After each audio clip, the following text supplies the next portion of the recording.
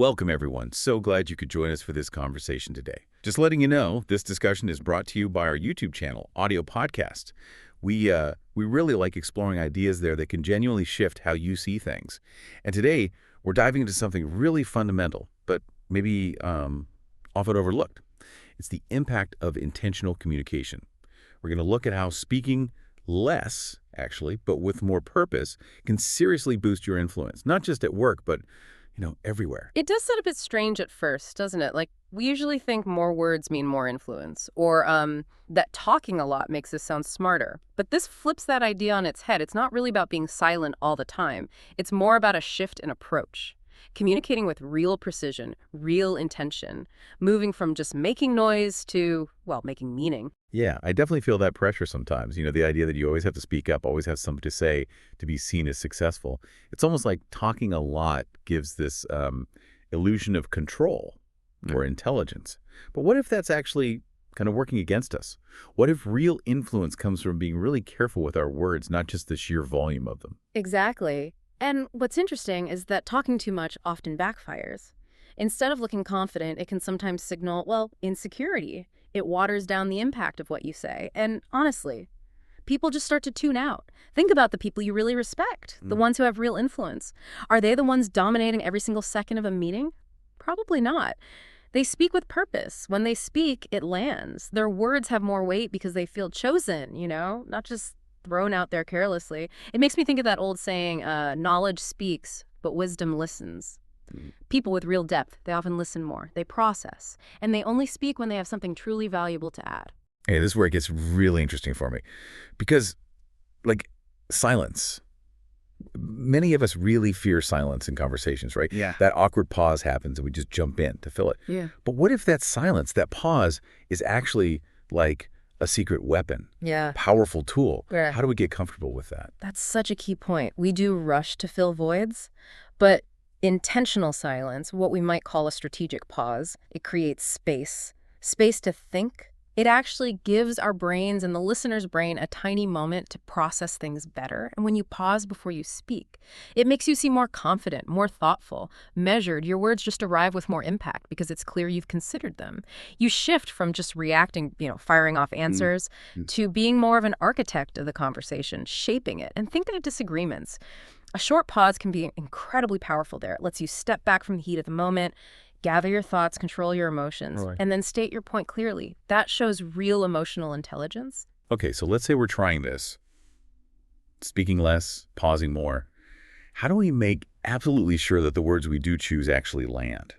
That they earn that respect you mentioned? Because I can imagine someone worrying, okay, but if I hold back too much, won't I just seem uninterested?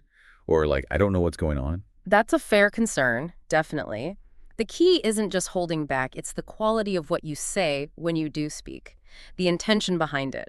Often, speaking less actually increases respect.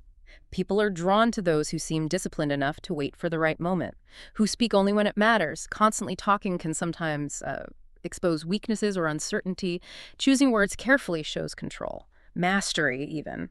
And this connects to what you might call cutting the fluff. We all do it sometimes, right? Adding extra details. You're rambling a bit. Exactly. Yeah. Rambling. It dilutes the message. Listeners just get overloaded and tune out. So before you jump in, ask yourself, what is the absolute core point I need to make? And then trim away everything else. Think about a meeting. There's the person who goes on and on, touching every related point. Takes forever. Right. And then there's the person who waits and then delivers one clear, concise insight. Who do you respect more? The second one, definitely. Because they value everyone's time. They deliver the essence. It's not about being blunt, just clear and respectful of attention spans. That totally reframes it. It's not just about less, it's about better.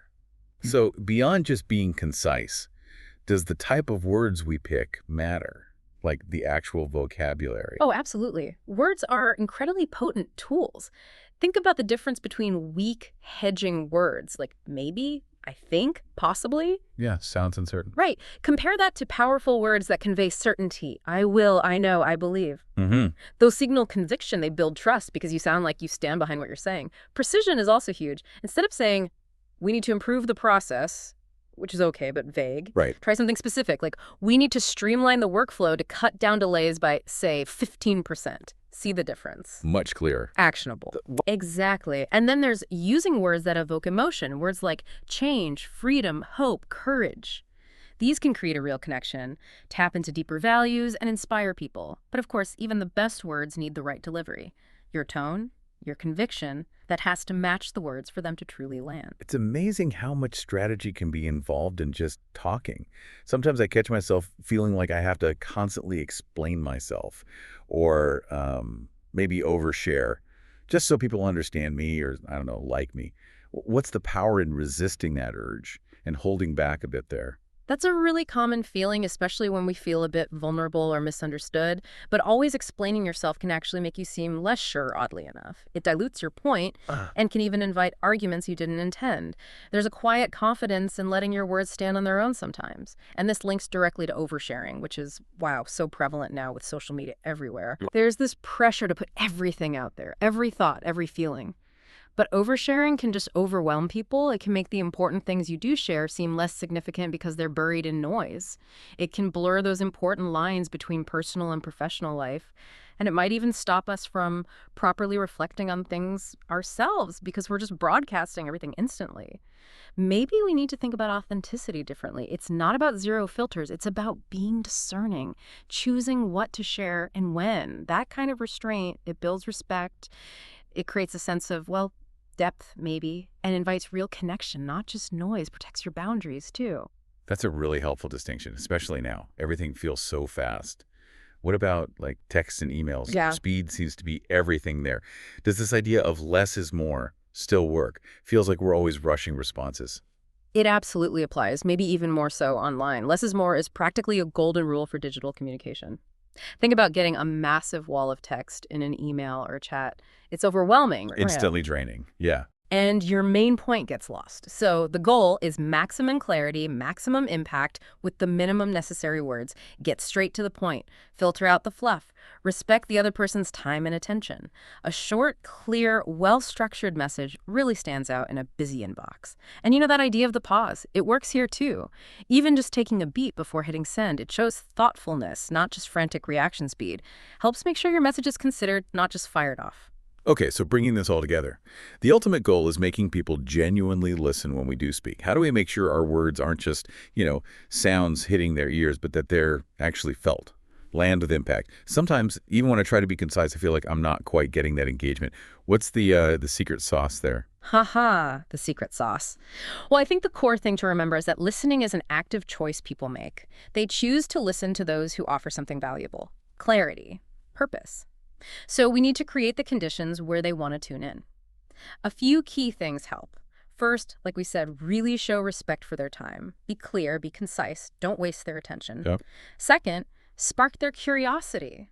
Tell a compelling story, offer a surprising fact, a fresh angle, make them lean in. Intrigue them. Exactly.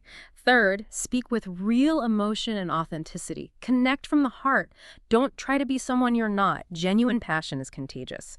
Fourth, be fully present. Give the conversation your complete attention. Usually others will mirror that back to you. If you're engaged, they're more likely to be. Makes sense. Fifth, try to avoid getting overly defensive. Stay calm, stay confident in what you're saying. It allows for real dialogue, not just point scoring. Sixth, make sure your body language matches your message. Open posture, eye contact, facial expressions that fit your words, it all reinforces what you say. Right, the nonverbal stuff. Hugely important. And finally, manage your rhythm and pacing. Don't rush. Allow moments for things to sink in. Use those strategic pauses we talked about to build a little anticipation. Let the message unfold. You don't have to cram everything into one breath. Wow, that's a lot to think about, but it really covers it. It makes you want to be much more deliberate about every conversation. So, thinking about everything we've discussed, what's one final thought you'd hope listeners really take away today? Something to mull over. A final thought.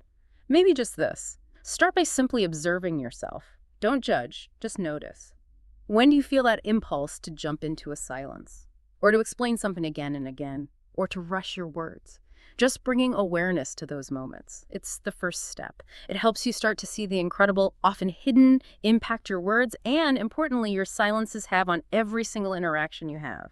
It's a kind of self-reflective challenge, I suppose. That's really powerful and practical. Just notice. I like that. It definitely changes how you approach things.